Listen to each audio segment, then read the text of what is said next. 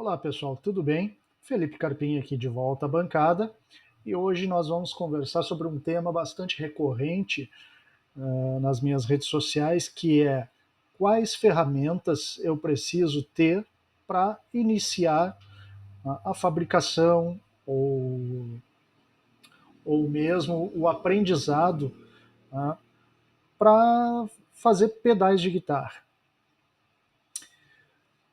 Peço aqui no início do vídeo já, pessoal, que me deem esse apoio, tá? De apenas deixar o like, tá? Se você gostou do vídeo. Se você não gostou, tudo bem, pode deixar um comentário informando, né, o que você acha que precisa melhorar no vídeo, mesmo um dislike também não tem problema, né? E se você gostou, né, deixa aí o comentário também, dizendo o que você mais gostou, que temas você gostaria de ouvir aqui no nosso canal.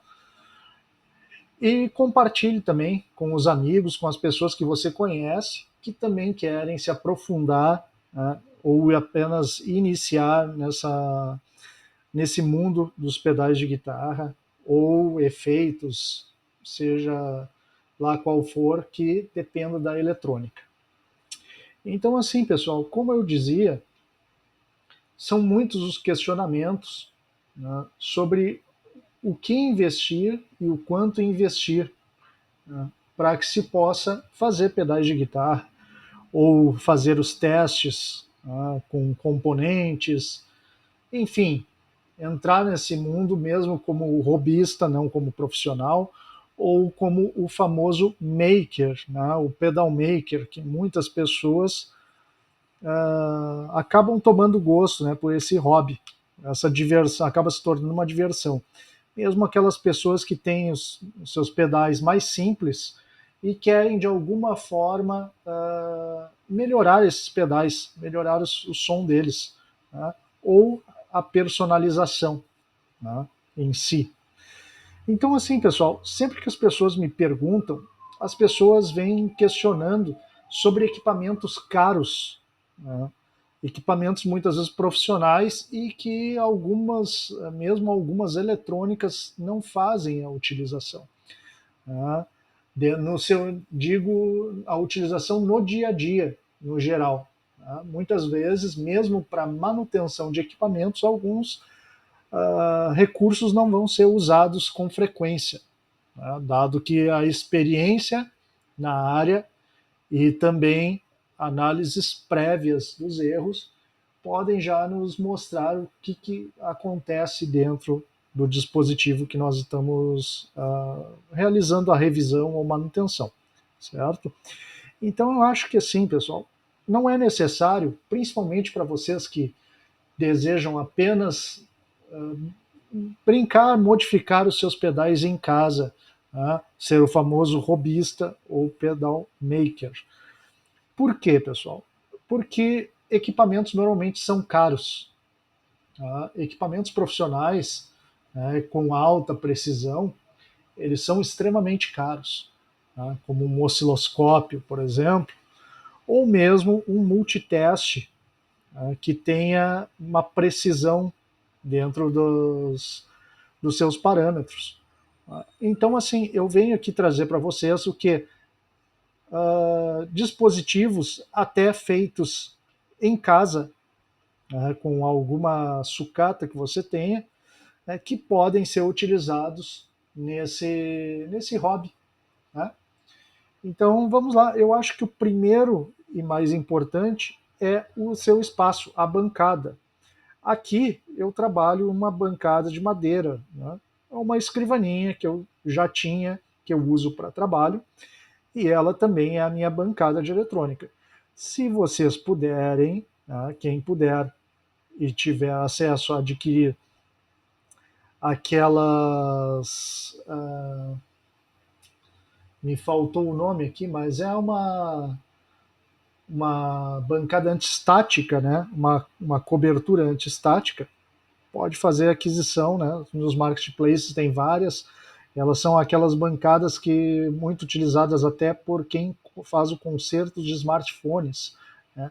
Então elas são uma cobertura para a mesa que vocês trabalham, que ela é antiestática, ela não vai, vocês não vão correr o risco de uma descarga elétrica estática mesmo das mãos de vocês ou das ferramentas que vá prejudicar o componente que vocês estão avaliando ou manuseando. Eu acho que é a primeira coisa. Então, uma bancada, um espaço, né, que você já tenha em casa. Não precisa ser uma bancada enorme. Né? Pode ser uma bancada pequena, uma escrivaninha pequena, qualquer coisa que atenda às suas necessidades. Segunda coisa, eu acho que, e eu não vou colocar em ordens aqui de prioridades ou não, né, mas do que eu tenho em mãos aqui. Seria uma protoboard. Essa aqui é uma protoboard de 400 perfurações, né, 400 pontos, e ela serve perfeitamente para vocês testarem diversos circuitos. Tá? Não se enganem pelo tamanho dela, podem ver que ela é menor do que uma caixa de pedal, tá? Mas ela tem tamanho suficiente aqui para diversos circuitos, mesmo alguns um pouco mais complexos. Tá? Então, protoboards de diferentes tamanhos. Essa aqui é um exemplo, né? Normalmente esses kits com essas protoboards aqui, eles já vêm com fios jumpers, tá? Que vocês podem utilizar para trabalhar, fazer as ligações. Há esse outro tipo de protoboard aqui, que é uma protoboard menor, bem menor. Não me lembro agora quantos pontos ela tem de contato, mas podem ver o tamanho dela aqui. É uma protoboard significativamente menor do que essa de 400 pontos. Há outras protoboards maiores, como a que eu utilizo no meu trabalho, né, nos meus testes e no desenvolvimento dos meus pedais. Vou mostrar aqui para vocês. Aqui eu fiz e personalizei. Tá, pessoal? Eu comprei, então, aqui duas protoboards, coloquei aqui dentro, e essa é uma caixa metálica, né, daquelas caixas de eletricidade mesmo, que eu coloquei aqui para redução de ruído. Tá? Então vocês conseguem trabalhar também aproveitando, improvisando algumas coisas que vocês já têm em casa. Né? Mas para início, essa protoboard menor aqui, essas duas menores, ou apenas essa aqui, já são ótimas para iniciantes. Né? Essa aqui, se eu não me engano, em alguns marketplaces aí, ela está em torno de R$ 20, talvez um pouco mais, e é um kit que já vem com os fios jumpers, como esses aqui que eu vou mostrar para vocês. Esses aqui são alguns fios jumpers que eles vêm junto com o kit da protoboard, para que vocês interliguem um ponto ao outro para fazer testes e as ligações do circuito de vocês. Tá? Então, ou mesmo, tá, a ligação de uma protoboard a outra. Tá? Nós podemos usar também esse recurso, né, caso seja necessário.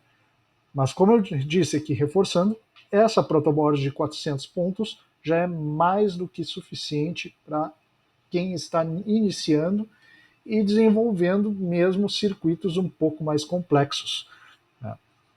Se alguém não souber como usar uma protoboard, deixe nos comentários que eu faço vídeo também mostrando como fazer uma protoboard. Tá? Pessoal, outra coisa é o reaproveitamento de algumas coisas que vocês podem ter em casa. Por exemplo, se vocês têm um pedal que estragou, não se desfaçam desse pedal. Usem ele, inclusive, para treino. Tá? Treino de solda da placa, né? Para montagem. Nesse caso aqui, eu aproveitei a carcaça desse pedal para fazer alguns dispositivos. Esse dispositivo aqui vocês já viram em outro vídeo. Eu fiz o que? Um atenuador da corrente que entra da alimentação. Eu fiz dentro dessa caixa aqui, mas eu posso improvisá-lo e fazer várias outras coisas. Já vi pessoas fazendo, inclusive, o que? Eu vou pegar aqui a protoboard para dar o exemplo para vocês. Tá? Então, eu já vi em alguns casos alguns fabricantes que utilizam uma protoboard colada em cima dele, né, em cima da caixa. Por quê? Porque ela ajuda a isolar os ruídos também, né? Ela acaba sendo um aterramento para protoboard, né? Então ela acaba isolando algumas frequências aqui. Não exatamente um aterramento, tá? Mas eu vou usar o termo para facilitar e ser mais didático aqui. Então, assim, não descartem as coisas que vocês já têm em casa. Tá? Não descartem aquele pedal velho que estragou, aquela chave, aquela placa que vocês têm. Não façam o descarte sem antes aproveitar o que vocês têm. Como eu disse, os produtos são caros. Tá? Esses produtos são caros. Componentes eletrônicos, muitas vezes, eles parecem ser baratos. E muitos são. Né? Alguns custam centavos, menos de 10 centavos às vezes, mas em quantidade vocês vão notar que vão ter um gasto muito maior, né? Se for tendo desperdício desses. Né? Então, essa é uma questão. Reaproveitem o que vocês tiverem. Né? Seguindo aqui nessa parte de reaproveitamento, né? Ferramentas, se vocês tiverem alguma ferramenta que ela esteja com algum defeito, por exemplo, e eu vou mostrar para vocês, essa chave aqui era uma chave de fenda, uma fenda comum, né, que ela estava quebrada, e eu aproveitei aqui com a minha micro retífica e fiz uma ponta para marcação. Né. Então isso aqui, quando eu quero fazer uma perfuração em uma caixa, eu faço a marca onde eu quero fazer a perfuração e pressiono. Eu vou ter uma marca e vai facilitar para que eu faça a perfuração com a minha furadeira, com a broca. Né? Então, isso, não joguem fora ferramentas também. Tentem reaproveitá-las da melhor forma possível. Né? Essa é uma dica que eu dou. Se vocês conseguirem improvisar suas próprias ferramentas, melhor ainda. Tá? Bom, seguindo aqui em ferramentas, alicates. Eu tenho esse aqui de corte rente, né, o que nós chamamos de corte zero ou corte rente, porque quando nós fazemos uma placa de circuito, nós vamos colocar os componentes aqui na parte de cima. Essa aqui foi uma placa de exemplo que eu usei no workshop do dia 29 de março. Tá? Então, nós colocamos os componentes desse lado, os terminais ficarão para esse, nós vamos fazer a solda e vamos cortar o excesso de terminais com um alicate de corte rente. Caso você não tenha, né, um alicate de corte rente, lembrando, né, improvise. Mesmo que essa ferramenta hoje nós tenhamos acesso a ela em valores mais baixos, caso você não tenha um orçamento, né, um dinheiro sobrando, improvise. Use, sei lá, um alicate de aquele alicate de cutícula estragado, velho, ele vai cortar da mesma forma, né? Ou mesmo algum alicate, um cortador de unhas mesmo, eu já vi pessoas usando dessa forma. Então, assim, é na casa de vocês, é dentro da, vamos dizer assim, da bancada do ateliê de vocês, não se preocupem com o tipo de ferramenta, se ela é uma ferramenta cara, barata ou improvisada. Né? Não há vergonha nisso. Podem utilizar ferramentas e devem utilizar ferramentas que sejam mais acessíveis a vocês. Tá? Outra coisa, não invistam em, por exemplo, multitestes extremamente caros. Né? Não há por que vocês fazerem isso. Né? Nós temos aqui multitestes, eu não preciso fazer propaganda da marca aqui nem nada, não tenho por que fazê-lo. Né? Mas esse é um multiteste relativamente de entrada e barato, né, que vocês podem encontrar em vários marketplaces na internet, e funciona perfeitamente, atende perfeitamente às necessidades de quem está iniciando. Né? Até por uma questão de precisão, de alguma forma, os multitestes analógicos, né, são até melhores e mais baratos. né? Então vocês encontrarão esses analógicos, né, aqueles com o ponteiro indicando as escalas, né, de medição, encontrarão eles às vezes bem mais acessíveis do que os digitais e até mais precisos, desde que vocês saibam como fazer a regulagem deles. Tá? Eu uso esse aqui há muitos anos já, é um que eu uso no meu trabalho, né? Como muitos já sabem, os que já me conhecem sabem que eu não trabalho apenas com pedais para guitarra. Né? Então eu utilizo esse modelo aqui mesmo. Vocês podem procurar outros, tá? E ver o que se encaixa mais no orçamento de vocês. O importante é que vocês não precisem gastar tanto dinheiro fazendo isso. Tá? Outro aqui, instrumento para medição, e que eu não diria assim que ele é essencial, tá, pessoal? Mas ele é muito funcional, muito interessante para algumas funções que faltam nesse outro equipamento de medição aqui. Então ele é um complemento. Muitas vezes, no multitestes, aquela parte ali onde nós medimos o HFE dos transistores, ela não funciona muito bem. Tá? Já nesse multiteste aqui, né, ele é um chamado multifunção teste, de testes, né? Vocês fazem a medição aqui de HFE muito mais precisa dos transistores, né? Conseguem medir aqui também os capacitores, né? O quanto os capacitores ainda estão precisos, né? Nas suas medições, nos seus parâmetros de capacitância, resistores, diodos e outros componentes. Então, esse aqui é um equipamento muito barato. Ele não é essencial, como eu disse, mas pelo valor dele, por o valor dele ser baixo, né, e ele ter uma precisão muito boa aqui, né, atende muito bem as funções, tá, que nós precisamos para fazer as manutenções ou mesmo fazer as medições necessárias para algum componente que nós queiramos fazer a substituição numa placa ou mesmo em um projeto. Tá, pessoal? Então esse aqui é um equipamentinho que tem nos marketplaces, ele é um pouco mais de R$ 100, mas quem tiver acesso e puder, pode fazer a aquisição dele, que eu acho muito interessante. Tá, pessoal?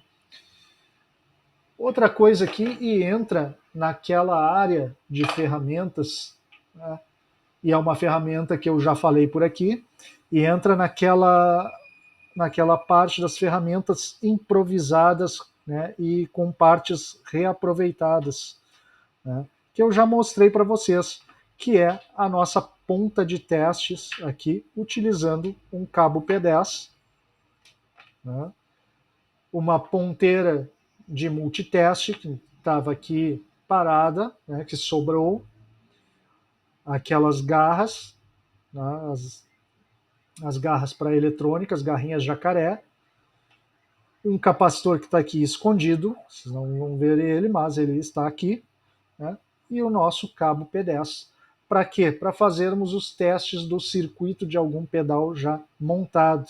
Para quem deseja fazer a manutenção de algum pedal, né, vocês vão ver aí, eu vou deixar o card aqui no vídeo também. Né, esse tipo de ferramenta aqui te resolve diversos problemas. Tá, pessoal? Outra pergunta que me fazem bastante é sobre estação de solda, pessoal. Bom, estações de solda, elas são caras normalmente. Tá? Eu não vejo necessidade em quem não é um profissional, tá, da área, e mesmo para alguns profissionais, dependendo do que vocês atendem. Tá? Eu não vejo a necessidade de se ter uma estação de solda, tendo em vista que elas são sim caras, mas estações de solda que sejam precisas, né, na temperatura, na escolha da temperatura, da ponta da solda, para que se faça a solda na placa, né, ou mesmo a dessolda, não tem por que vocês investirem numa estação de solda. Tá? Lembrando que se você for um hobbyista apenas, né, um maker em casa, esse valor ele não vai retornar para vocês. Né? Então, não vejo motivos para a aquisição de uma estação de solda. Um ferro de solda, né, para quem é iniciante, como eu sempre reforço aqui, até 40 watts, 45 watts, tem que ver o que está disponível no mercado, né? Mas de 35 a 45 watts são valores ótimos para quem está iniciando na solda. Tá, pessoal? Se você é alguém mais experiente, pode utilizar, claro, esse aparelho aqui de 60 watts, né? Que ele já tem um aquecimento mais rápido, vocês vão conseguir fazer uma solda com mais agilidade, né? Mas sempre lembrando de todo o cuidado. Eu mesmo tenho dois desses mais simples, pessoal, porque não tem porquê eu fazer um investimento alto nesse momento, tá? Mesmo que eu trabalhe com isso, né? Eu trabalho já com eletrônica há alguns anos, eu tenho dois ferros de solda, um com 35 watts de potência e esse outro com 60 watts, quando eu preciso fazer soldas rápidas em locais abertos. Então eu preciso de mais potência, né, no ferro de solda, para que eu possa fazer o meu trabalho com mais agilidade e mais precisão. Mas em casos de dessolda em placas de circuito, principalmente as placas mais novas, que têm muitos componentes SMD, né, e não há a perfuração, né, para componentes PTH, apenas os pads para solda SMD. Então eu recomendo um ferro de solda de 35 watts, 40 watts, para que não corra o risco de danificar o seu circuito, né, a sua placa. Já peguei muitas manutenções onde as placas estavam danificadas, né, por trilhas rompidas devido ao calor, né, excessivo de ferro de solda. Então, atenção nisso sempre, pessoal. Desenvolvam o trabalho, desempenhem o trabalho de vocês sempre com atenção. Tá? Outra coisa que eu gosto de ter na minha bancada são baterias. Tá? Essa aqui é uma alcalina, tá, da marca Duracell, pode ser de qualquer marca que vocês tenham disponíveis. Tá? Eu gosto de usar baterias e com um clipe já pronto. Por quê? Porque caso a reclamação do cliente, por exemplo, seja sobre ruído no pedal, eu faço o teste com uma bateria antes para eliminar a possibilidade, né, da rede, né, estar causando ruído. Então, se o pedal, mesmo com uma bateria, tiver ruído, eu já sei que não é uma questão apenas da filtragem dele, né? Pode ser algum dos estágios, enfim, diversos motivos, capacitores, enfim, diversos motivos para causar ruído, né, no sinal do pedal. Ou às vezes nem é o próprio pedal. Eu já fiz vídeo no Instagram falando de problemas até com cabos, né? Qualidade dos cabos utilizados, qualidade das fontes. Então, assim, pessoal, a mensagem que eu quero deixar aqui hoje é que vocês não precisam de grandes investimentos, né, para desempenhar o hobby de vocês, ou mesmo profissionalmente que seja. Né? Muitos técnicos em eletrônica desenvolvem as próprias ferramentas. Né? E eu acho que isso pode-se dizer aqui nesse vídeo, né? Que eu gostaria de incentivar vocês a desenvolver as próprias ferramentas, né, para auxiliar no trabalho de vocês. Né? Caso alguém. Aqui, claro, eu não mostrei todas as ferramentas que eu tenho, né, até porque senão o vídeo duraria muito mais do que ele já está durando. Tá? Ultrapassaria em muito a duração aqui. Mas, enfim, a mensagem é essa. Não precisam investir absurdos de dinheiro para terem boas ferramentas, né, para desempenhar o hobby de vocês ou mesmo a profissão de vocês. Tá bom, pessoal? Por hoje era isso. Espero que eu tenha ajudado aqui. Deixem nos comentários se vocês lembram de alguma ferramenta ou se vocês têm alguma ferramenta que vocês mesmos desenvolveram, tá? Ou também sugestões, né, que vocês tenham para os próximos vídeos. Tá? Não se esqueçam de curtir, compartilhar, tá? Deixar um like, porque nisso vocês me ajudam e muito a produzir mais conteúdo aqui informativo para vocês no YouTube e nas minhas redes sociais. Tá? Não se esqueçam também de me acompanhar no Instagram, onde eu posto atualizações quase que diariamente, tá, sobre o trabalho. Bom, pessoal, um abraço a todos e ficamos por aqui.